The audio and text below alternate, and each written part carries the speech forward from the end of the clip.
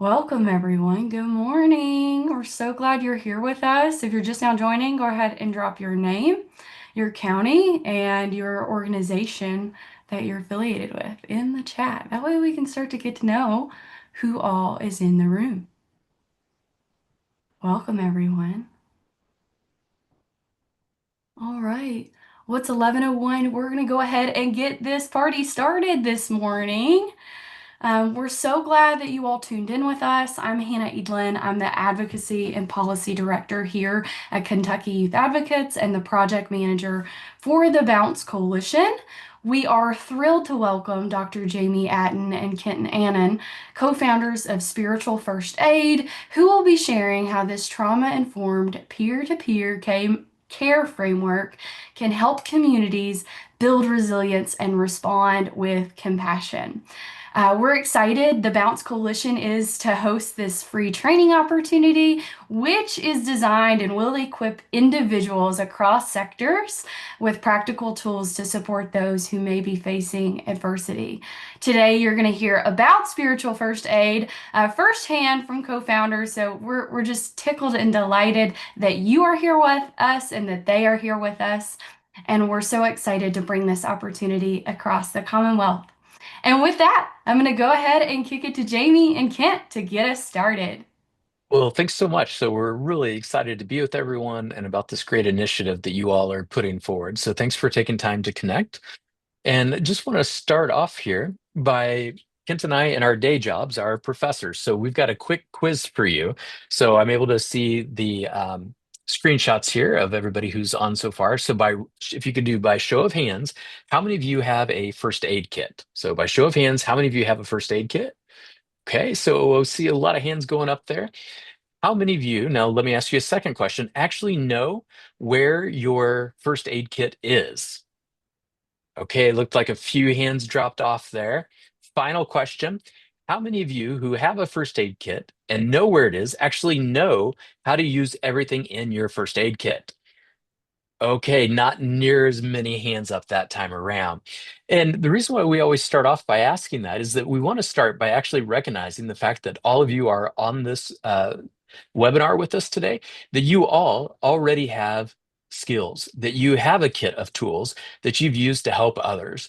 But what we want to be able to do with Spiritual First Aid Community is to be able to help you take those skills and to help you know when to use them in the right time and in the right ways. So they give context, and you all and what you do, what you care about, would know some of this, but this gives context for our conversation today. Knowing that these key mental health statistics are real and they're numbers, but they're not just numbers. They can be neighbors, friends, they can be ourselves as well. So 50 million people in the country have a diagnosable mental health disorder. 11 million adults report serious suicidal thoughts annually, and 27 million adults have mental health challenges that go untreated annually. In the face of this, which is overwhelming to see those numbers, the encouraging part is that small actions can make a big difference. The research shows when we help others struggling with mild stress to mass trauma. So the numbers are big, and whether the issues are small or large, we can make a difference for each other.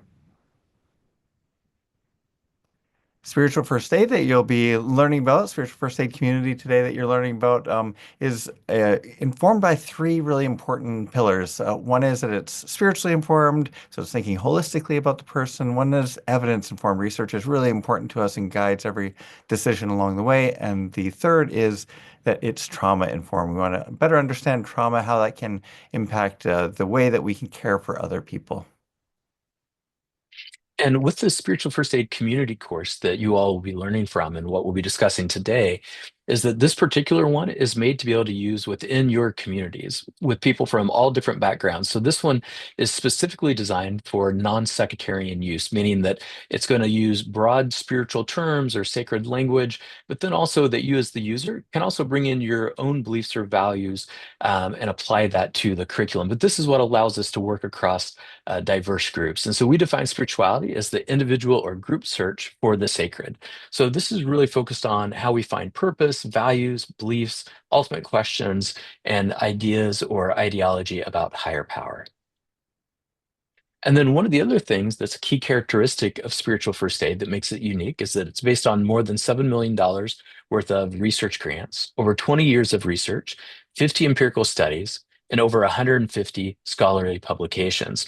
And you can see here on the table that we have for you that you can see that there was a study done by Georgia State University Center for Resilience, Trauma, and Stress. And what they found was that those who went through spiritual first aid training, that before and after, that they saw a significant increase in their ability of helpers to endorse humble helping actions and to be able to be more equipped to respond to a variety of emotional and mental health needs. And also that those who go through the training are much more likely to also directly ask about safety issues like suicide, for example.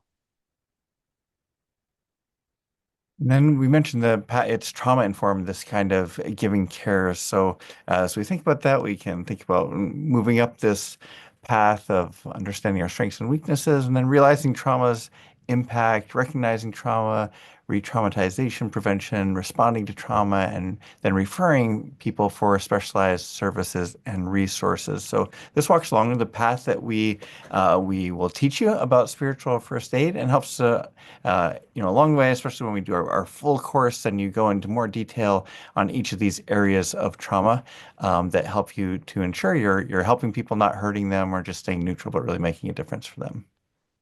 And one of the things, speaking of trauma, Kent, that I realized we probably should tell them is that we are going to take you through pretty much what normally takes about 8 hours in about 50 minutes. So just wanted to do our own trauma informed care here for you all that we are moving quickly this morning.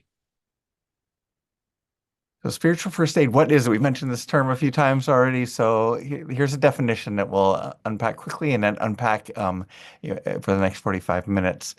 Spiritual first aid, it teaches frontline, peer-to-peer spiritual and emotional care. So to unpack that, it's frontline, so it's really caring for someone directly. It's not at a distance, but people who are really in in conversations, talking with people. And then it's peer-to-peer. So this isn't counselor training. You don't have to be a counselor to do this, or a mental health professional, but it's peer-to-peer that we all can help each other in this way. Spiritual and emotional care. Jamie just defined spiritual as we use it here. And then it's trauma-informed with best practices that use then the last part, Bless CPR helping framework. And then you're going to learn that the 4 steps of that Bless CPR helping framework as well. So one way to think about spiritual first aid is there ice pack and a hot pack. So I have a 16-year-old son who, when I played basketball with him 4 years ago out in our driveway, he would bounce off of me. His friends would bounce off of me. I had to deal with them if they beat me, like even 3-on-1 or two against me or three against me. If they beat me, I would hop in the car, drive them to 7-Eleven and buy them each a candy bar. And I left and it didn't cost me any money. I always won and they would sort of bounce off of me and I felt like Shaq out there on the court. Now, 3 or 4 years later, I can't afford that deal because it would cost me candy bars every single time. And also, I'm the one who bounces off of them and kind of limps into my house with a elbow or a shoulder or an ankle that's hurting. And what do I do when I go inside? I go straight to the freezer and grab an ice pack. And that's to get the swelling down, stop it from getting worse, and also to be able to assess, oh, what are the next steps I need to take? Is it just rest? Is it more serious? Do I need to go to the clinic? And that's like what spiritual first aid does. It steps in that moment, that early moment of getting the swelling down, being able to assess what's the most important next step, and moving forward. So that's spiritual first aid, the ice pack, and then the heat pack we can think of as more, oh, if I did do some kind of deeper damage to something, I might need to do PT and need a hot pack that's kind of helping to loosen up legs as I'm doing physical therapy over and over. So that's the kind of longer term care. So spiritual first aid can fit in with the other caring tools that you have by being that ice pack that you apply early on when you're having a first conversation with someone. And then you can think of counseling as that hot pack. And then these are the blessed needs. So there are a couple kind of core elements of spiritual first aid, and one of them is this blessed needs. So blessed needs are the 5 basic needs our research shows are most likely to cause distress when they go unmet. And then the BLESS is an acronym that stands for biological, livelihood, emotional, social, and spiritual needs, these five categories of needs. One way we think about this with spiritual first aid, we'll learn is that when we can address the most pressing of the kind of five less needs that we identify with the person we're caring for, is it's like fixing a flat tire. So the rest of the car can be in good shape, the engine can be running, three of the four tires can be, moving along. But if one tire isn't working, it means the whole car doesn't work. And this way of another analogy of thinking about, oh, how do we identify the most pressing need? What's the flat tire that we can address and fix so that it doesn't fix everything, but it fixes the most pressing need so that we can keep on moving down the path to address other needs? And we know that for many of you, one of the reasons why you're interested in spiritual first aid is also how it can be applied in disaster zones. And so with spiritual first aid, we've designed it for everything from mild stress all the way to mass trauma, like a disaster. And so it's important when we're talking about these blessed needs to recognize that over time, sometimes those needs may shift. And so you can see here early on that as we're going through our life and we're impacted by the event, and then what happens afterwards? Well, we tend to see communities actually kind of come together. We call this the honeymoon phase. And then what happens over time? There starts to be the reality sink in that things are going to be a long time before things start to feel again like they were before. And so you start to see that disillusionment start to happen and then reconstruction and recovery over time. So then, as we think about that sort of context, what Jamie just said, mental health context as well, then as we get into this next steps, those are the blessed needs. And then this other part is the blessed CPR framework, these kind of two core elements of spiritual first aid. So blessed CPR framework is the holistic step-by-step framework for providing spiritual and emotional care. So we'll unpack all of this uh, over the coming 40 minutes. But to start out, we think about, oh, the spiritual first aid responder. So if you look down at the bottom of your screen, that's you or anyone who's caring for a peer in the way we've described. And we teach about how to walk with humility on this trauma-informed path. And then the four steps of these Bless CPR framework. And you see it spells out Bless CPR. So something you can remember these four steps with are Bless triage, identifying the most pressing need, caring with practical presence. How are we really present to people as we have conversations and care for them? Providing coping practices, healthy ways for them to get through this interim time, and then referring and resourcing. How do we help them take that final step of spiritual first aid so they can get continued ongoing care that they need? So we start with walking with humility. So this is really important as we think about this. And humility is a virtue that helps you to be more other focused by having an accurate view of your strengths and weaknesses. So one thing we like to say is humility is not just thinking, I don't have anything to offer. It's sort of, and there's that kind of humility. Then there's a false humility of, oh, I'm not good at it when really I think I am good at it. But humility is this virtue of being accurate about what are my strengths and weaknesses as a helper in this context. So for me, Hi, are you checking in with your apps and earn rewards? So for me, one of my strengths is that I'm a good listener. I really enjoy listening to people. I'm genuinely curious if I get into a conversation like this to ask what their needs are and to listen deeply. But I know a weakness is I can be kind of shy, so I might, I need to kind of push myself sometimes to start the conversation or to get the conversation going. So that's an example of what are the strengths and weaknesses that, if I know that about myself, help me to be a better helper. And then we also have a spiritual care continuum. So, spiritual care continuum, and Jamie mentioned the definition of spiritual. Either it's a way that we can do subtle spiritual care or obvious spiritual care. And so, an example for me was when I was on one of the military bases. Jamie and I lead a master's degree program, a graduate school program.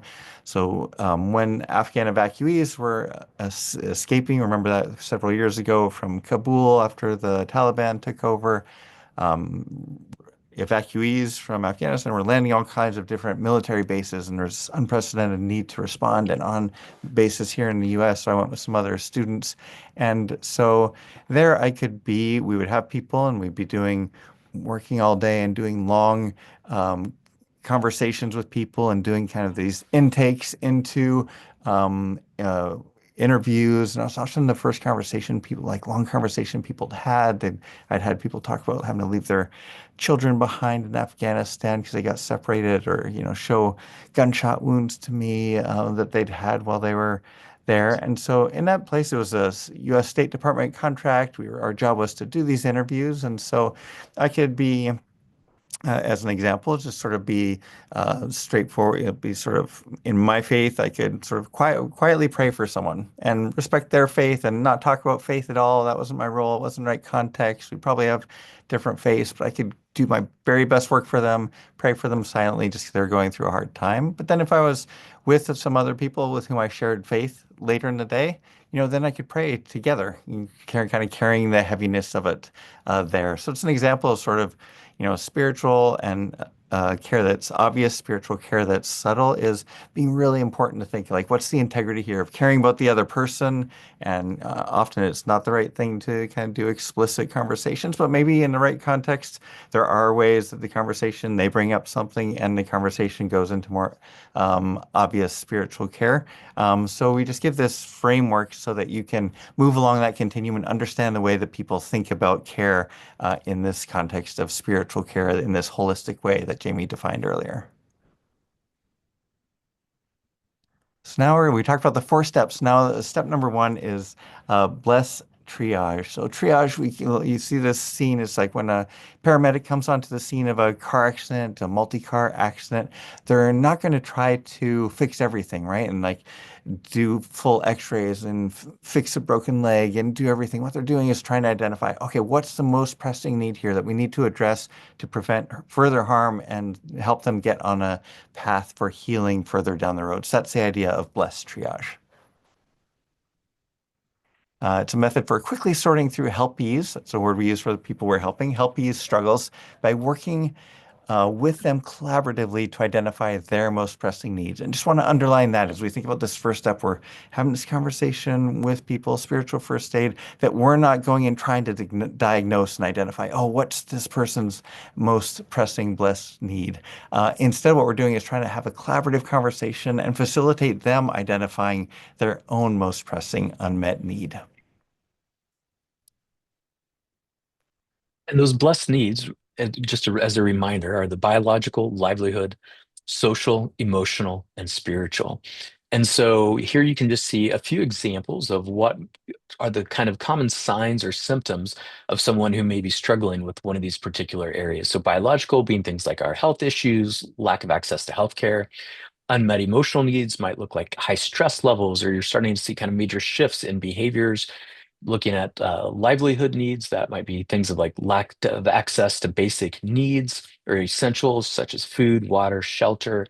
Maybe they're struggling to find employment. Social, that's where they're struggling to feel connected or having a sense of belonging with others. And then spiritual, that you might hear them say things like they're struggling to make meaning of what's going on in their life or seeing a drastic shift in their overall beliefs. And like Kent had mentioned earlier, all these things are interconnected, and you can kind of think of them like a Rubik's Cube. And I know what some of you are thinking. Well, Jami and Kent, we've never had somebody who comes to us with just one single problem. In fact, you probably more likely have the experience where people show up to need your help, where they have so many problems, you could probably fill up each one of those little tiles on a Rubik's Cube, right? Well, by show of hands again, how many of you like playing with a Rubik's Cube? Or maybe you played with one as a kid and you really enjoyed it. Okay. How many of you were like me that when you discovered that those little tiles were stickers and you could peel them off and then move them around to solve the problem, then you enjoyed playing with the Rubik's Cube? Anybody else? Or maybe that was just me. I'm not sure. Well, I definitely fall into that second category. And I used to get frustrated, but my best friend Rob, I remember being in grade school, was like, Jami, you're trying to, why you're having so much trouble is you're trying to solve the whole thing at once. Instead, slow down and just start with what's the one tile that you want to focus on and push on that. What happens? Well, let's say for just a moment, I push on that one blue tile in the corner. What happens? It shifts the entire side of that puzzle, doesn't it? Because they're all interconnected. And that's the same way to think about blessed needs, that people are coming to you with all sorts of challenges, but we don't have to fix it all. Instead, we're going to work with them, focus on that one. And when we do, know that because they're all interconnected, that we're having an overall impact on them. We think about walking through this step number one with people here as a protocol. We have these protocols for different steps. One is to assess the environment and nonverbal. So we're paying attention to what they're saying, but also like what their environment is. If it's like you all are thinking about disasters, like, okay, it's what they're saying, but then what are you seeing? Like if you're visiting them outside their home, what are they dressed in? What else are they kind of exhibiting? Then it's to inquire with open-ended questions, again, letting them guide the way, and then determining priorities together, like what is the most pressing next need, not saying it for them, but also you may need to facilitate them understanding it, especially in a time of distress. And then as we're going to provide care, as you're listening for different types of distress, know that these are all different risk factors. That means individuals that you encounter, especially after a disaster, might be more likely to be struggling. So just a handful of tips to be listening for are bereavement, injury to self or a family member, if they felt that their life was threatened or experienced a sense of horror, if there was property damage or if they were displaced from their homes. Again, this is going to put them all at higher risk. We also know that older adults tend to struggle more with the long-term recovery. And then that tend to see if we hear somebody talk about that they've maybe been through a previous trauma or had previous mental health struggles, well, then in the event of a major trauma or a disaster, for example, then they're more likely to also be at risk for struggling. If they were at any point separated from their family, you've probably seen examples of this after disasters where people are being evacuated and they get separated. Know that if that happens, you're likely to see more distress and also the intensity of their exposure to the event. So the closer they were to what occurred, or the more significantly they were impacted, the more likely they're going to struggle. And I want to share here just a brief story. So I deployed with a small team to be able to provide spiritual first aid training after Hurricane Harvey in Texas hit. And as we were going through, we got there the day before, and we were going through the neighborhoods, going door to door, checking on people to see how they were doing. As we walked by, you see these just giant hills of debris. Some of them as high as about 6 feet, where people had pulled out their belongings from their home because of the flood damage. And I reminded our students that were with us on that trip that that's not just debris you're seeing. You're seeing glimpses of people's life. Because if you were there with us and you looked closely, you would see a stuffed animal. You would see pictures as we walked through. But there was this one home where there wasn't any debris. And at first, one of the people that I was with said, "Oh, well, that person must have been lucky that they didn't get as impacted." I was like, "Actually, it's probably just the opposite."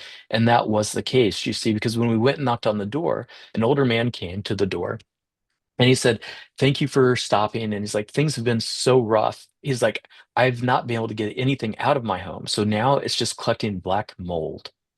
And he goes on to share about his experience, about how he lost everything inside of his home, that insurance is fighting over who's going to pay for what. Then he goes on to say even about how one of his neighbors actually died of a heart attack after the storm. You see, they were pulling out debris and clearing things from their home and actually had a heart attack and died. And then he goes on to talk about, "I don't have any more life savings now. I've spent it all since the disaster, and I don't even have a place to stay." So here he is, and he's sharing all of these different challenges. And so I ask him, "Well, let's start by focusing on where you're going to stay tonight." But as I started to ask more about that, the conversation just didn't go anywhere. And so then I kind of regrouped and I thought, oh, well, what his most pressing need must be the fact that he lost his neighbor who just died. And so I asked him about that. And he's like, "Well, I didn't even know that neighbor. They moved in a few years ago. I've never even really talked to them." And then again, I keep trying and I keep asking more and more questions. Have you ever had conversations like that where you think you kind of know what that person needs help with most, and you start asking and trying to help, but it just doesn't go anywhere? Well, that's what kept happening over and over in this particular situation. So finally, I paused and I said, "You've mentioned a lot of different challenges." And I asked him to share with me what was the most pressing out of all of those different challenges. And you know what he said? He said that he had lost his dog. I could have stayed there asking him 100 questions. I would have never guessed that this was his most pressing need. Now, in that situation, I couldn't go find his dog for him, but I did know a place to get the conversation started. I said, "Well, I actually know this one disaster group that comes in with canine support dogs. Let me get you their phone number so that you could call them to see if they may know of some local resources for pets that have been lost." And as soon as I was able to give him that phone number, he then was ready to talk about what I could help him with was, where am I going to stay that night? But until I recognized putting him in the driver's seat, I was never going to get there. And so a way to think of coming to the end of this conversation of the step number one of blessed triage is to think, oh, we just talked about many different needs have come up, like Jamie just mentioned in that example of, oh, is it clearing debris? Is it a neighbor? Is it a health? Is it sleeping? So, I think about all those going into this tool, and some are going to be not urgent, like important, but not urgent. And then, oh, like the dog, that's this kind of emotional, in a sense, need of connection that he has. So that goes into urgent. That's the most pressing need. So it's a way to sort through this conversation we had. And then something that jumps to the top of the line are safety issues. If you notice something that has to do with a risk of safety to either oneself, someone to their own self, or to someone else. And what research shows is that when it comes to safety issues, that we don't have to be afraid about asking if people are thinking about harming themselves. In fact, the research actually shows people considering suicide are actually more likely to feel relieved that you've asked. And just remember that if you believe that somebody may be at risk for hurting themselves or someone else, to call 911 or 988 right away. And for some of you, the 988 may be a new resource, which is there is now a national hotline that you can call to be able to get consultation on how to help someone that may be considering suicide. And so at the end of the day, we want to remember that when it comes to blessed needs and to being able to triage them, that those we help are the experts of their own needs. That bless triage is step number one. Step number two is to care with practical presence. Step number two, it sort of starts simultaneously with doing the triage. So it's, how do we really care for someone when we're having this conversation so they feel cared for? One way you can think about it. In this photo, if you've seen on the news where there's been a house fire, people are standing around. There are lots of needs. They're gonna have to deal with lots of things, but there's also a blanket around their shoulders. And someone took the care, that time to do that, which is meaningful just as they're processing and taking in so much. So that blanket around the shoulders can be like sort of this example of being there with practical presence for someone. It's, as I mentioned, being there for others in spiritually, emotionally, and physically intangible ways. Another example, like there's the blanket. Another example is the water bottle, just sort of like stepping onto these different scenes where lots is going on and just offering someone a bottle of water to step into the shade, do you want to sit down? Or after disaster, there's lots going on, and just thinking about them, how they're processing this, how you can have a good conversation to care for them and so they feel cared for. So giving them a bottle of water is another example of this. And again, you probably didn't come into this seminar thinking about a bottle of water as a mental health intervention. But if you've ever been that thirsty, you know that it is, right? That it helps us to start to feel more relaxed and at ease with one another. And one of the things that we found in disaster situations and why practical presence is so important is that we actually did a survey and we gave about 15 different options. And we asked people, well, who did you turn to first for help in the aftermath of a disaster? And this is what you would expect. It was family, friends, and faith leaders. Where were mental health professionals? They were actually the very last on the list.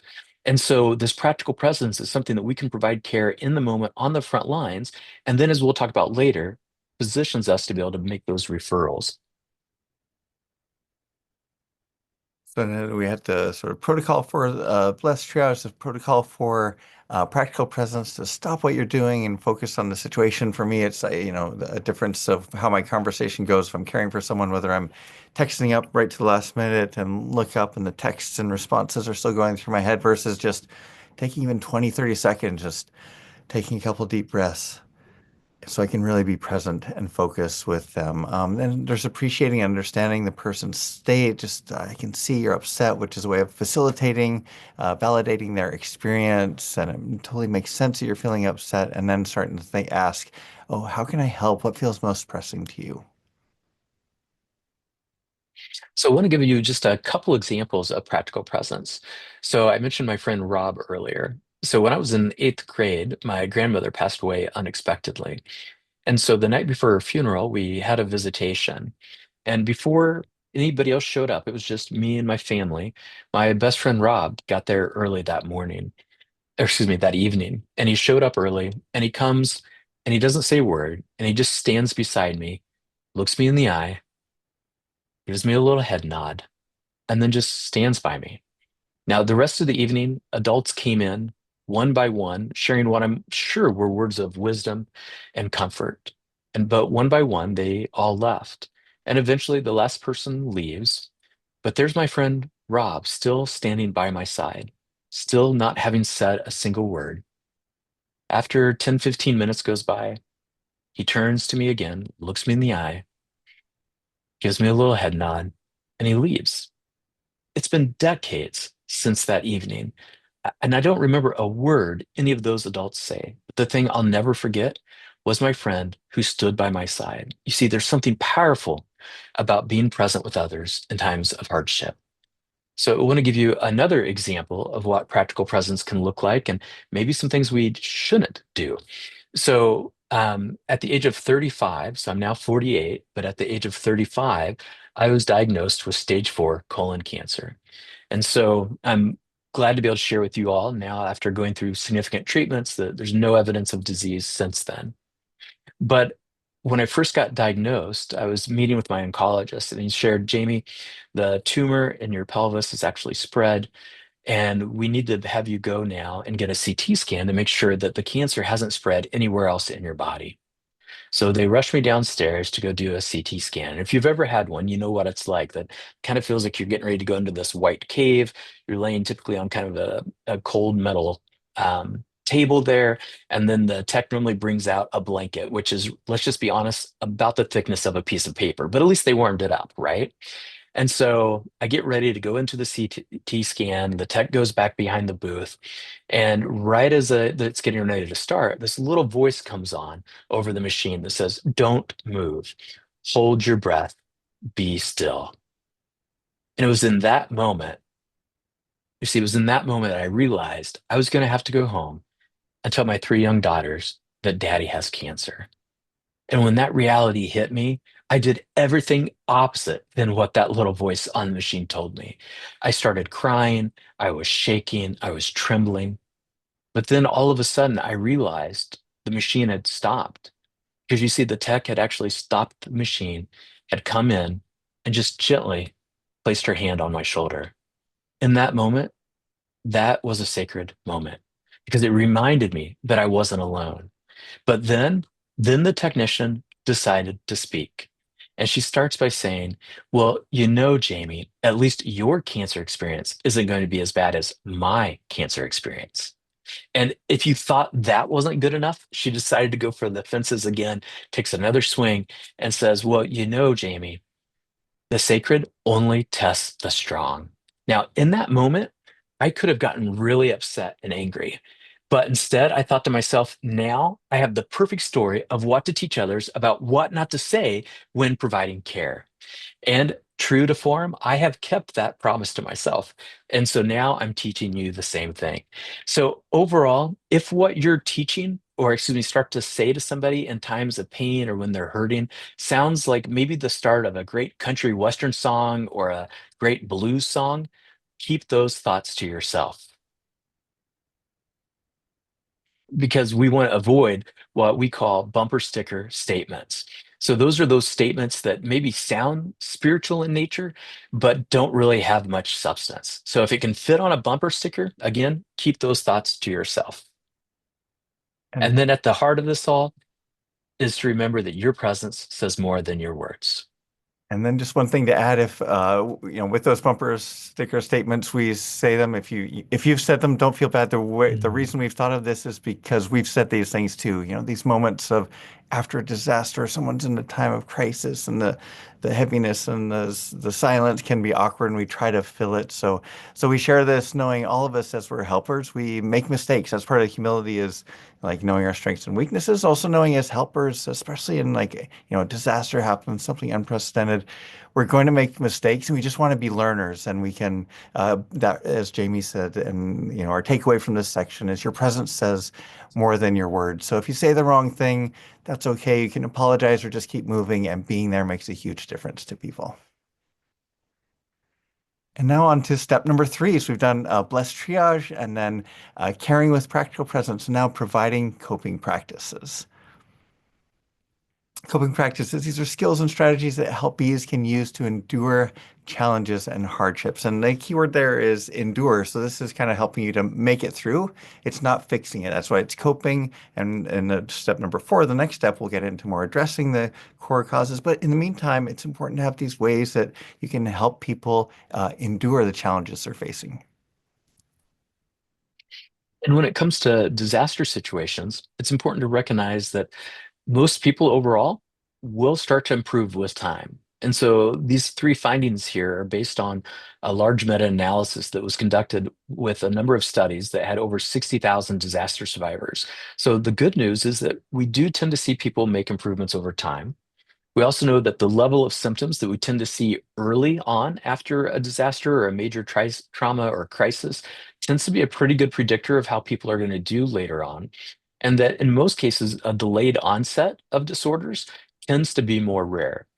However, if we're talking about working with children and adolescents, then we may actually see some disorders start to take shape later on in life. So, for instance, you might see a child who early on has gone through a trauma, and we don't really see that expressed until the teenage years. So, that would be the one caveat there. And so, my colleague Kent and I, we were in Ukraine about 5 months after the war had started. And as we were working and going through the training, very similar to like what we're doing today, except for we had a translator with us. And as we were going through the training, all of a sudden air raid sirens go off. And you could just feel the anxiety in the room. And at this point, our translator forgets that Kent and I even exist. So, and now everybody else is talking, trying to figure out what's happening. And then after a few moments go by, there's this voice that comes over the loudspeaker, and you hear this kind of collective sense of relief, people just literally letting out a breath because the stress was leaving. And that's when our translator remembers that we're still in the room with her and says, "Oh, it's okay. That was an air raid siren, but it was just a warning. Everything's okay." But as you can imagine, trying to continue in our training, that people's stress level was still off the charts. And so we realized we had to help people start to be able to get their bodies back under control. Because we know that when we go through high levels of stress, that our brains and our bodies are interconnected and that they impact one another. So we knew that if we were going to finish that training out with them, we needed to help them get their physical arousal back under control. And so we, working with others, just did from that stage, there's about 200 people, and we led them through this brief exercise. But it's something that you can also lead people through one-on-one, or you could teach them how to use this on their own. So again, all of these coping skills that we're talking about, these are things that you can either walk through in the moment with others, or you can teach them how to use these when they need it the next time. And so we use this grounding technique where we ask them about 5 things they see around them, 4 things they could touch, 3 things they could hear, 2 things they could smell, and 1 thing they could taste. And you just go through and you give people just a moment to be able to walk through each of those. And by the time we were done, you could just, again, see people start to be more relaxed, and we were able to finish our training.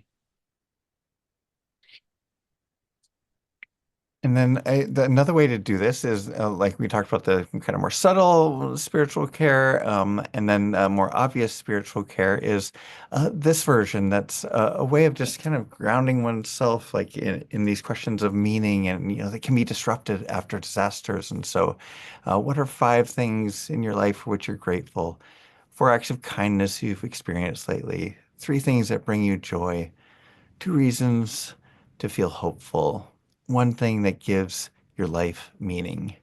And you can see how something like that can be grounding in this different way that some people might be open to, and you want to respect that and ask them if they're open to it. But a way to kind of take out of the kind of stress of the current moment, to be grounded physically or to be grounded in this spiritual way.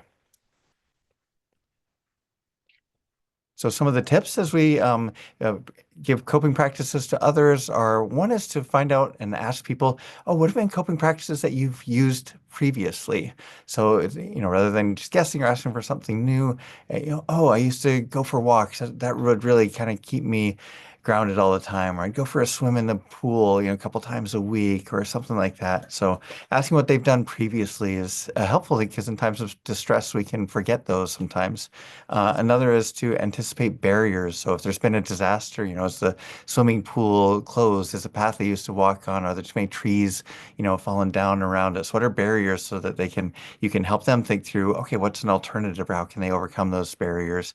And then we have a coping practice handout that offers additional coping practices in case they need some ideas. And you see these coping practice examples that are research based and they're quite simple, like writing out health goals, eating well, or over to livelihood, like trying to maintain routine, seeking assistance with living arrangements, bills, medicine, transportation as needed. Emotional ones like the grounding technique we've just talked, or deep breathing, or expressing your feelings.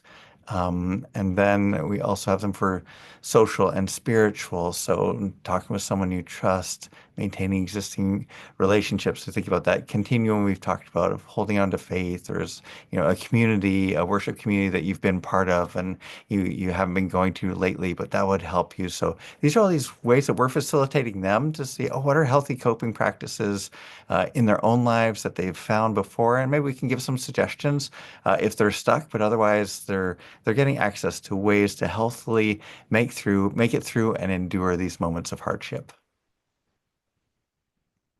And the takeaway then from the step number three of providing coping practices that during times of trouble, small actions can make a difference in the lives of those who are hurting. And then this fourth step is to refer and resource. Refer and resource. You see a picture of a wave there. So my background is do humanitarian work. I lived internationally doing refugee work. Came back and lived in Haiti for several years where I met Jami. And then I was living in Florida, going back and forth to Haiti and met Jami. And, he had this vision for starting this master's program. So I came to join him. I will say that he shared his vision in the summer, and I came to join him from Florida up to Chicago, where the summer was beautiful, and I hadn't really totally thought through what the winter was going to be like. But anyways, that's just different trauma. I'm still sorting through every January and February. So step four, refer and resource. You see the waves. So in Florida, while we were living there, but it wasn't something I saw. I just read about a family had gone to the beach and they were swimming. And if you know what a riptide is, if you've been to the ocean, it's one of the warnings. And if you don't, it's like this tide that sort of pulls people away from the shore out into the ocean, like a current. So you have to be careful that you don't get pulled out. Well, there's a riptide on this beach in Florida, and a family went in and they got pulled out by the riptide. So suddenly they're like, out away from shore and they can't swim in, they can't get back in because the kind of current that's going outward from the beach is too strong. A couple people on the beach, a couple men see them and they swim out to go help them to try to pull them back in, but it's too strong and they can't help them. So suddenly there are these, five or six people, parents, children, helpers out there away from the shore and they can't help and can't get them back in. And people on the beach are watching, but then they know they can't swim out either because the same thing will happen to them. So what do? And someone on the beach says, let's form a human chain. And so they get up and they form starting in, knee-deep water and link arms one to the other. I think around 100 people link arms one after the other, and they're able to link arms and go all the way out to where this family and these people who are trying to save them are. The family and the people pass then along the people all the way back in, and the family and the helpers and everybody in that human chain made it back to shore. And it's a beautiful story of helping and being creative in a time of need.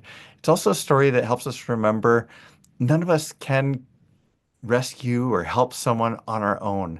There's always this kind of human chain of help. I'm sure represented on this webinar today are people with all kinds of different expertise and service. You're in different counties. You have different ways that you can help. Your organizations help in different ways all over Kentucky. And so um, across this human chain, what we do is realize, oh, I'm a really important part of this chain, like whatever ways I can help. But also, there's going to be a next step and someone else they need to go to continue on their path of healing and getting cared for. And so that's what the step of refer and resource is, how do we help people get to faith-based resources, community resources, professional resources to help them take the next step of healing, beyond the ice pack, into this kind of deeper care that can really help them address root issues.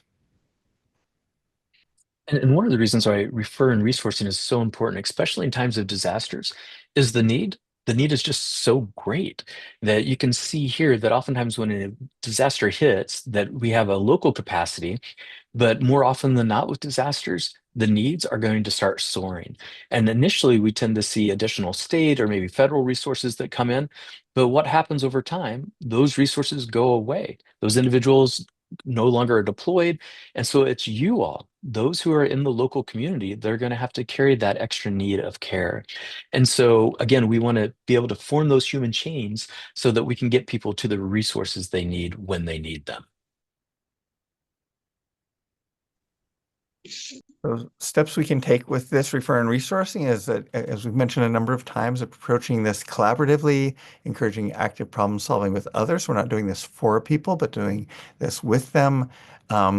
Asking, as with coping practices, have there been resources and tools or people who have helped previously in times of distress? Because if they have a good source like that, we want to help them get back to that kind of care that has helped them before and has been proven. And then the third one is to develop a specific, simple, and doable plan that should anticipate and address plan gaps using what we call the Bless CPR card. An example of that is, we if we're in this time of distress, if we just say, oh, you should go get some counseling, that sounds really stressful, or, oh, that would be good. You should go to a food bank to kind of help you get through this time of food pantry. But if we don't, if someone's distressed, that can be hard to take those next steps of what to do. But if we say, oh, and here's the address, and here's where the bus stop is, and the hours that they're open is this, and there's no cost, or there's this cost, there's a sliding scale, it gets much more specific so they can understand how they can access that next care. And then if we think about these 4 steps, then we're coming to a conclusion of this conversation. Sometimes we use this tool, or you can just mentally use this tool of helping someone go through and say, oh yeah, what is my most pressing blessed need? Step number 1. And oh yeah, what's a coping practice that I can use that's healthy to help me get through this time? And then with practical presence, you've been there for them in a practical way, but else can they turn to for practical presence? And this referral, like how can they get to the next step of resources that they may need? And so it's a way to think about all 4 steps and a way to finish a conversation. That can be a 10-minute conversation, or it could be an hour-long conversation. In all those cases, you can go through all 4 steps and do what we've kind of laid out in this tool here. Then, as the takeaway for this 4-step, referring shouldn't be seen as a last resort, but rather one of the most helpful actions that we can take. So a quick review, as Jamie mentioned, we're being professors, it's hard not to do quizzes. So we'll do it as a silent quiz, so honor system here. So the BLESS needs, BLESS is the acronym. So BLESS, the B stands for biological, L stands for livelihood, E stands for emotional, S stands for social, and S stands for spiritual. So to think about these 5 categories of needs, it can give you a framework to think about that. And then there is the path. So starting with the spiritual first aid responder down at the bottom, we say the person always walks with humility, having an accurate sense of strengths and weaknesses, walking along a trauma-informed path where there's this kind of spiritual care continuum. And then the 4 steps. Step number 1, bless triage. Step number 2, to care with practical presence. Step number 3, to provide coping practices. Step number 4, to refer and resource. So these simple ways, we've taken all this from many research studies, all this experience, and tried to make it into these 5 blessed needs, these 4 blessed CPR action steps that you can take to care for others. And then just to let you know about some resources and next steps, that the webinar that we've just walked you through today is very similar to what you would experience in the on-demand course, which can also be done in a facilitator-led format, where it can be done in a 4 or 8 hour, excuse me, in one 8 hour session or over two 4 hour sessions as a workshop. Or you can do the on-demand version in about 6 to 8 hours on your own. And so now we want to open it up for some questions. And Hannah, I'll let you, if you don't mind, facilitating maybe, I think we've got time here for just a couple of quick questions. And then Kent has a brief story to share, and then we'll hand over the slides back to you. Absolutely. If you all have any questions at this time, if you'll just either come off mute and ask your question, or you can raise your hand and I can call on you.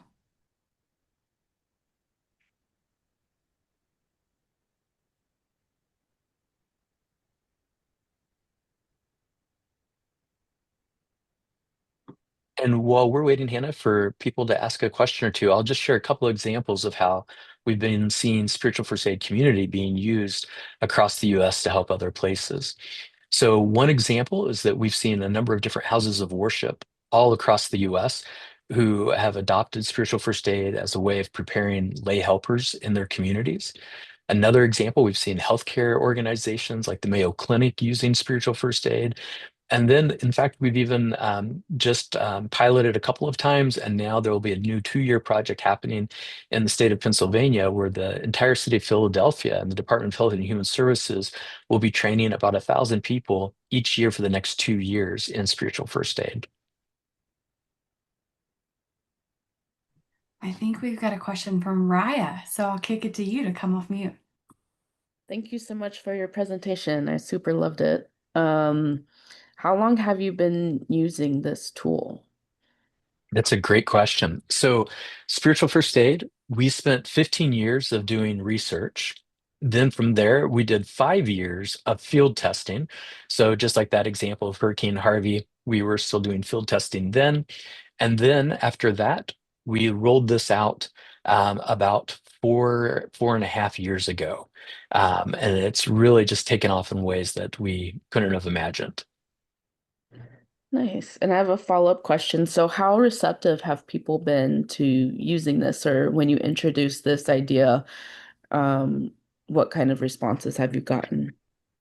So we've had very positive responses. In fact, almost everything that we've done with spiritual first aid has come from the feedback that we've gotten from others.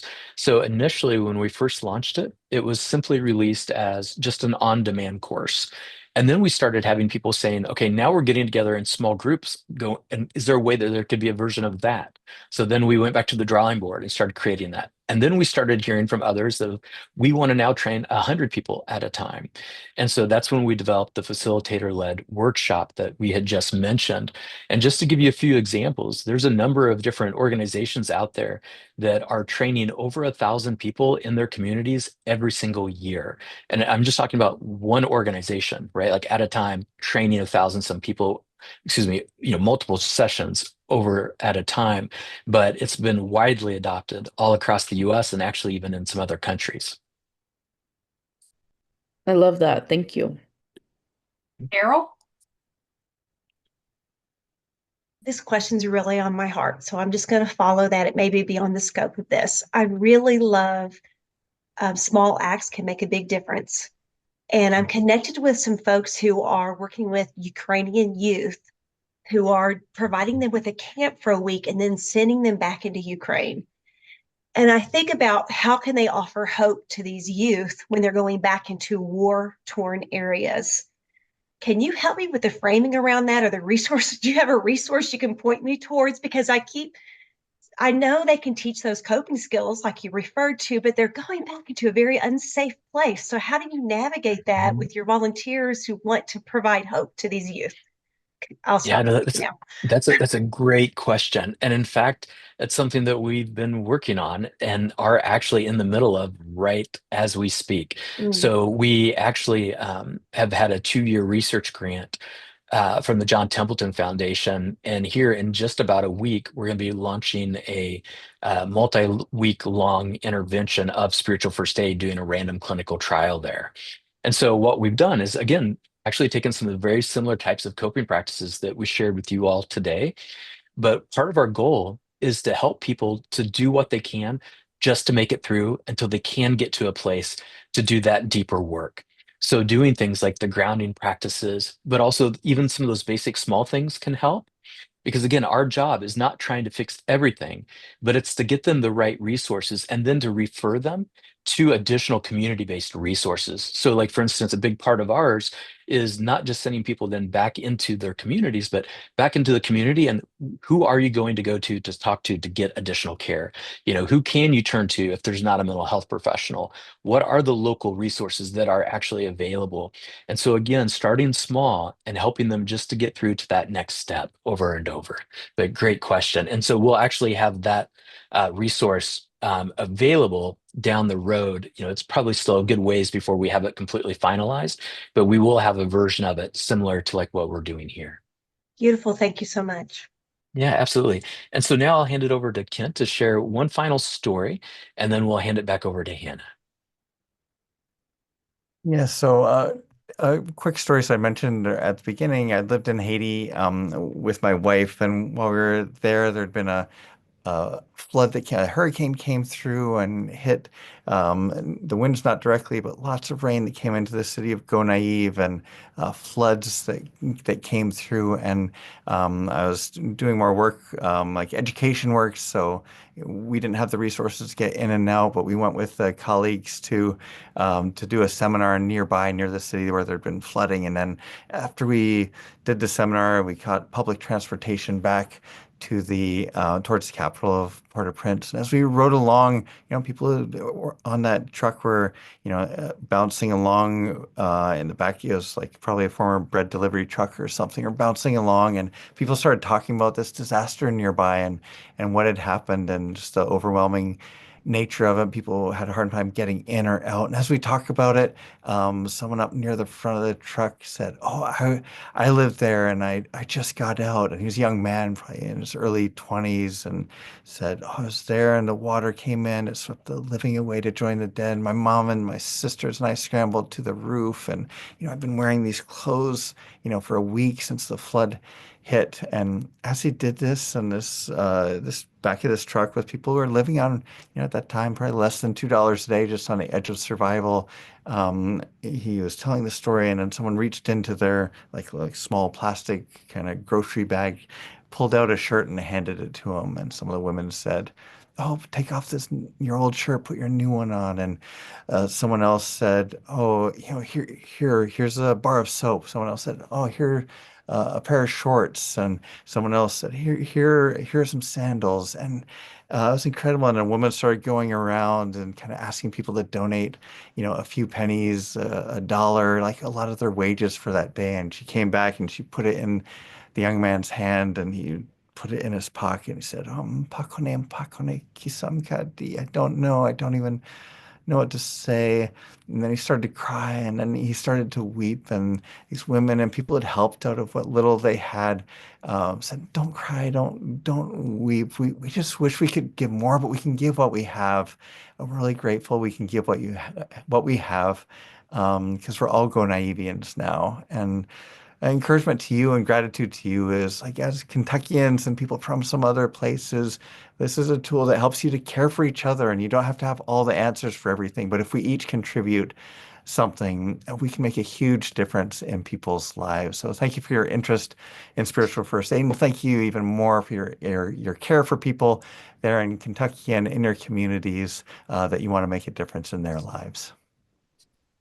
What an incredible story to close on. Can we give a big virtual round of applause to Jami and Kent? Oh my gosh. Ah, goosies over the past hour. Well, thank you all so much for participating and being part of this webinar opportunity.